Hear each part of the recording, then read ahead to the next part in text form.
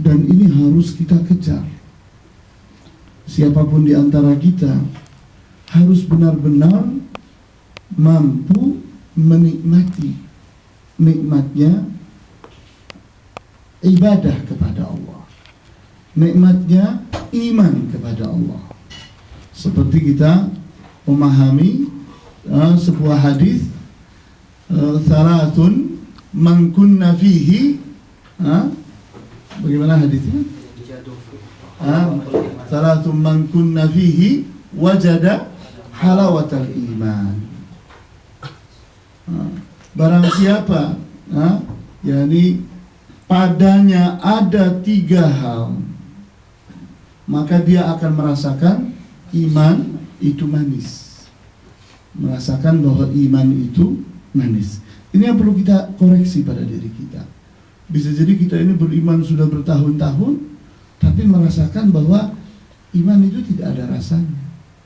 Padahal semestinya kalau kita ini benar-benar beriman, benar-benar yakni memiliki iman yang sesungguhnya, kita ini akan merasakan bahwa iman itu manis.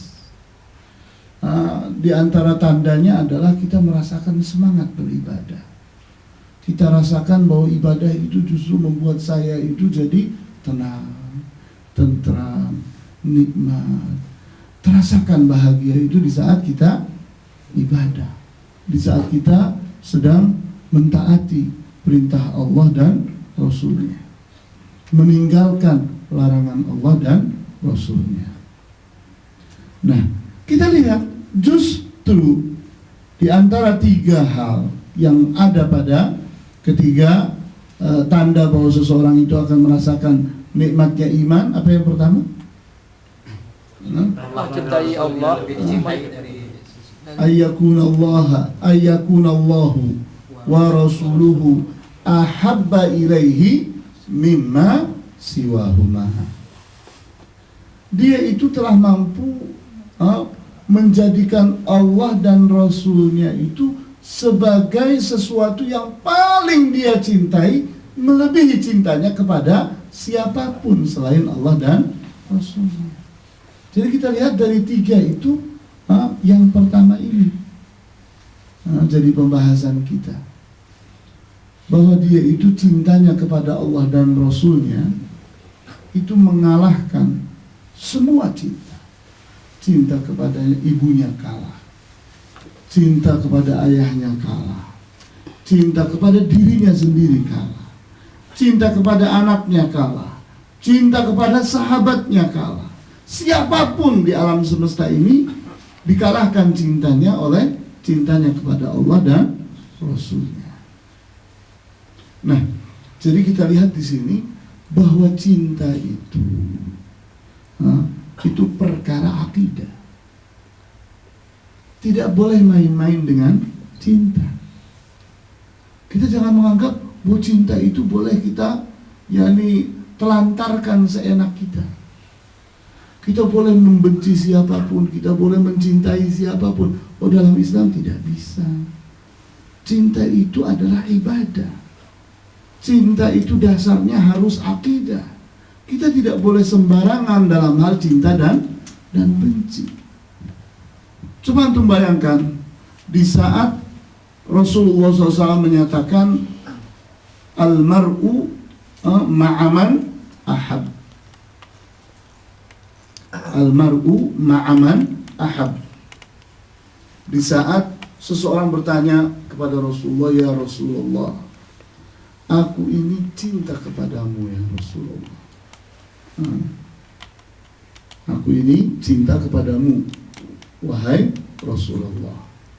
Kemudian Rasulullah SAW menjawabnya dengan ungkapan al-mar'u ma'aman ahab, bahwa seseorang itu nanti akan berkumpul bersama orang yang dicintainya.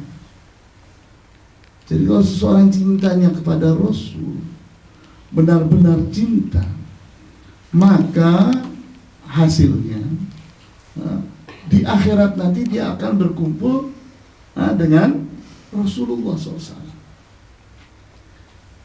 Saya seringnya berbicara dengan orang-orang yang begitu cintanya kepada bintang film, kepada penyanyi. Besar sekali cintanya itu kepada para aktris atau selebriti. Saya bertanya kepada dia, mau nggak kamu nanti di hari akhirat satu tempat dengan bintang film yang kamu cintai, dengan penyanyi yang kamu cintai, dengan pemain olahraga yang kamu gandrungi itu? Dia baru terfikir. Sebelumnya dia tidak pernah memikirkannya bahwa ternyata cinta ini bukan main-main di dalam Islam.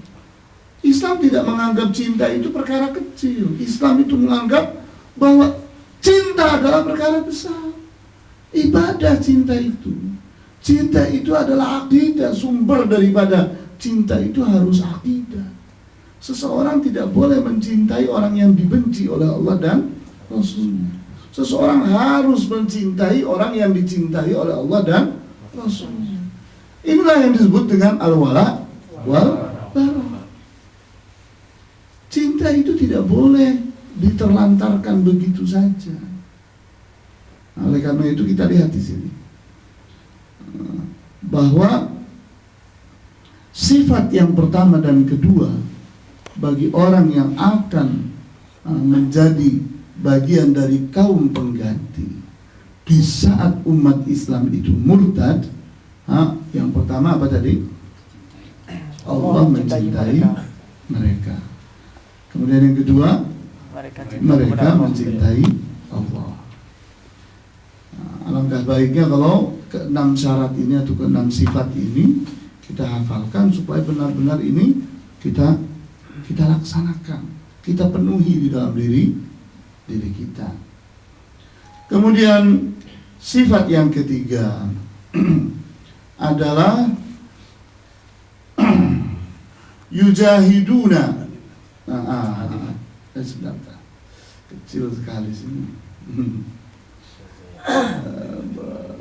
A'izzatin 'alal kafirina, adillatin 'alal mu'minina, a'izzatin 'alal kafirina. Adillatin 'alal mu'minina, rendah di hadapan orang-orang yang beriman. Rendah yang dimaksud di sini adalah tawadhu. Tidak berani membanggakan diri, membesarkan diri, menyombongkan diri, merendahkan orang yang beriman, tidak berani dia.